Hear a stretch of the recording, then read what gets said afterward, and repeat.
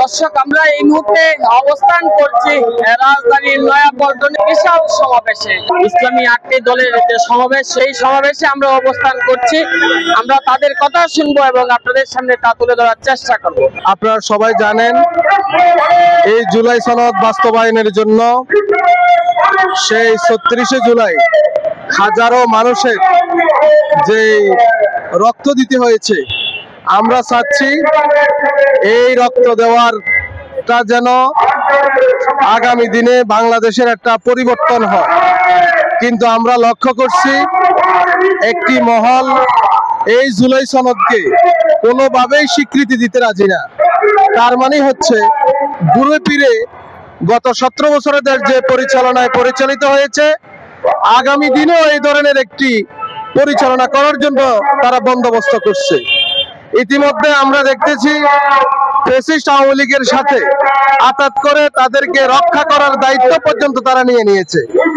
এই কারণে আমাদের যে ভয়, সেটা হচ্ছে যদি নির্বাচনের আগে জুলাই সনদ বাস্তবায়ন না হয়, অথবা এটার যদি ডকুমেন্টারি কোনো সনদ যদি স্বাক্ষরিত না হয়, তাহলে নির্বাচন পরবর্তী যেই সরকারের ক্ষমতা আসুক, সেও স্বেচ্ছাচারী হয়ে যেতে পারে এবং এই জুলাই সনদের কোন ধরনের বাস্তবতা হবে কিনা আমরা এই সন্দেহের মধ্যে নিমজ্জিত।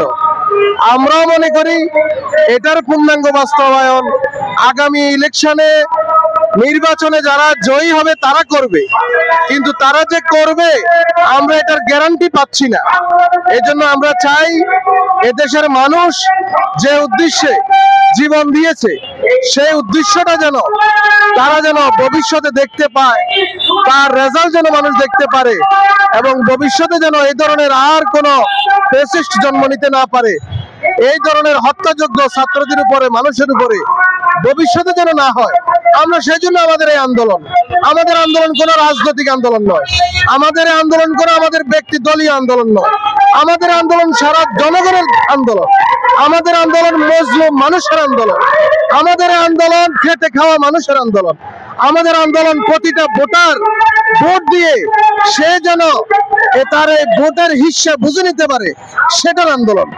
আমাদের আন্দোলন হচ্ছে আপামর জনগণের ভোটাধিকার প্রয়োগ করে এই ভোটের অধিকার যেন মানুষে ভোগ করতে পারে, সেটার আন্দোলন। আমরা বাংলাদেশ জামাত ইসলামী কদমতলী উত্তর থানা সোনারগাঁ এলাকা থেকে আসছি। আমরা আলহামদুলিল্লাহ আমাদের প্রায় 20,000 লোক আমাদের সোনারগাঁ থেকে ইতিমধ্যে এসেছে। আমরা নূরপুর ওয়ার্ড, কদমতলী উত্তর থানা 60 নম্বর ওয়ার্ড। এটা 20,000 জনশক্তি আমাদের এখানে উপস্থিত আছে। আলহামদুলিল্লাহ বাংলাদেশে ইসলামী গভর্নমেন্ট আসবে, এতে কোনো সন্দেহ নাই ইনশাআল্লাহ।